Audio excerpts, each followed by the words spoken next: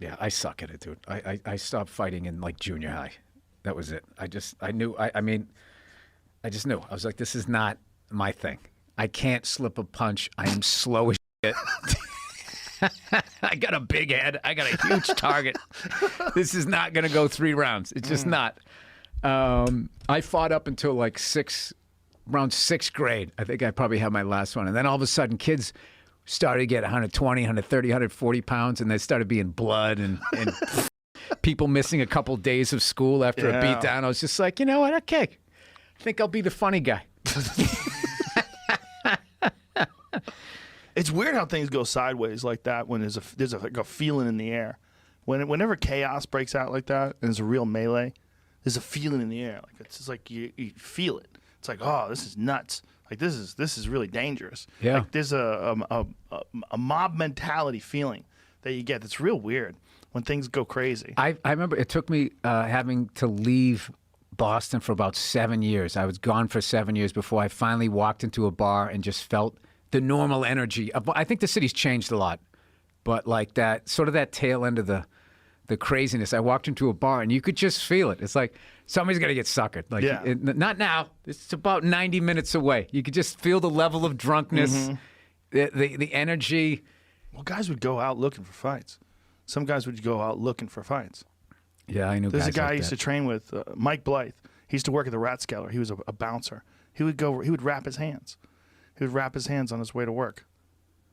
I knew a guy. Tape his wrists and shit. I knew a guy who was a bouncer, and he used to bring a mouthpiece to work, but he used to carry it all the time. And I remember when he would get into a fight, he would fucking. It was something where it was a mouth guy who'd bite down. It wasn't like what you guys wear, but it would totally psych the other guy out. Like he would come out and he would just put this thing in, and the guy'd be like, "This guy brought equipment? Like, like what the fuck is going on here?" And I remember one time he got suckered. He knew it was going to be a fight, and I figured, well, for some dumb reason, he sat down on the stairs, and the guy was standing above him, and one of his friends jumped down and just punched him, and I saw the mouthpiece. It was like fucking Buster Douglas Tyson. I saw his mouthpiece fly towards us, and then just, I shouldn't tell these stories, because I don't know, because it's my version of what, it was a long, like You're not naming names.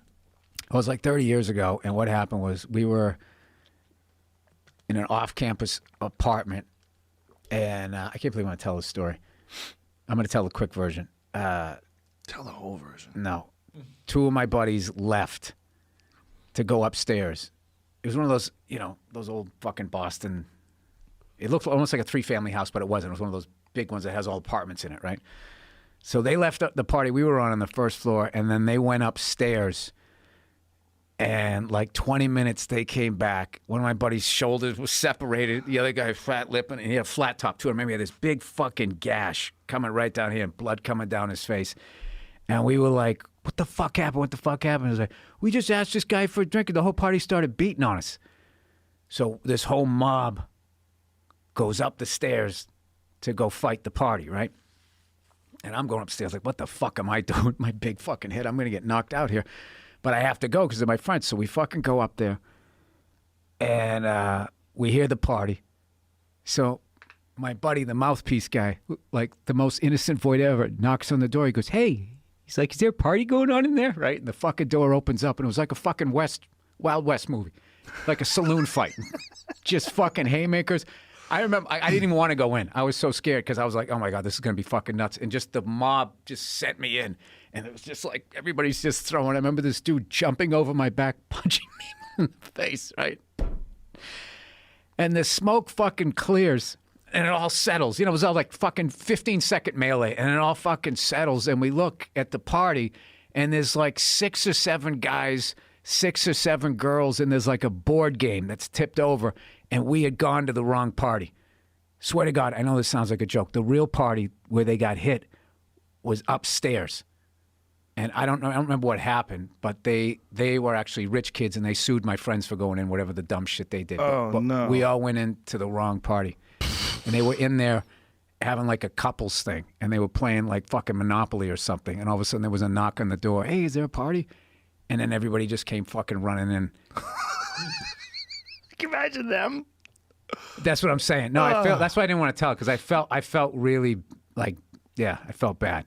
When I was in high school, the first real brawl that I ever saw was when I was like 17. I think I was a senior in high school, and there was a rich kid that moved into the neighborhood. He wanted to make friends, so he put on this crazy party. He just invited everybody. So kids from all kinds of different high schools were coming. That's always just good. Yeah, Newton North, Newton South, a bunch of kids from all sorts of other places. And I happened to be at the right place at the right time when I saw it pop off. People were already robbing this guy. I saw people taking stuff out of bedrooms and running down the stairs with it. It was real sketchy because there was way too many people for this guy's party. God. But then this girl, I still to this day don't remember what she did. She either slapped this guy in the face or she threw a drink in his face. I don't remember. I think she slapped him. But what I remember is he uncorked a perfect right hand on her. He knew how to punch. Like I remember thinking, wow, this guy's trained because he snapped it. Joe, always the commentator. Listen, I've been doing it for a long time. But whatever she did, I'm pretty sure she slapped him. But he went like this. Blap! I mean, it was a perfect right hand. Hit her right in the face. Her head goes back. This guy behind her catches her. She's totally unconscious. And then, blah!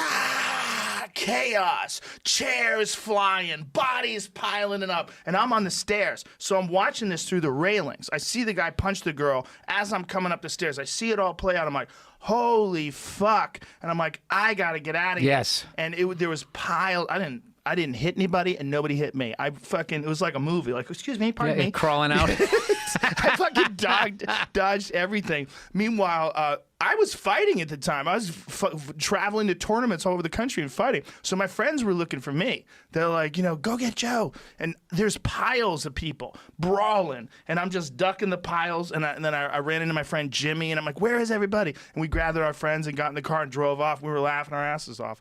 But it was like when we left, the cops were just starting to arrive. There was piles of kids beating the shit out of each other on the lawn.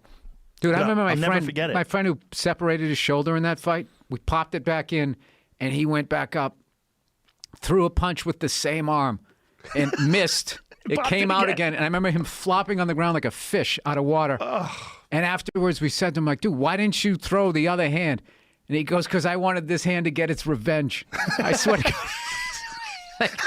Like he had made his part of his body like a karate movie. Like he had to avenge his shoulder's death. Dude, and I have to tell you something. When people talk about, you're a funny comedian and blah, blah, the characters that I grew up with and what I loved about what they did and what they said was they weren't trying to be funny. Like he was dead serious. He wanted revenge for this arm. Yeah, and then we were driving home hammered. And we were three abreast in the fucking the pickup truck. It was this guy's dad's truck, and he had the flat top, so he's got dried blood on his forehead. And we're just driving home, and nobody's saying anything. And the dude in the middle has got these sunglasses on, and he's just sitting there like this. And then all of a sudden, out of nowhere, he goes like that, scared the fucking shit out of me. And I was like, dude, what the fuck are you doing? And he goes, sorry. He goes, I took a little acid. He goes, I was looking at this bug. He goes, I thought it was on the windshield. He goes, it turned out it was on the inside of my glasses. Now, I don't know if that was true, but dude, there's no way you could ever reenact how much he flipped it, like how much you would freak out on acid if you thought a bug was over there, but then your mind told you that it was on the inside of your fucking glasses. And I just remember all three of us just crying, laughing, driving home at this, just the whole fucking situation. And that was like every weekend of my life for probably like 2.5, 3 years. Every single fucking weekend. And we used to go in to there was this club in this bar in Chelsea.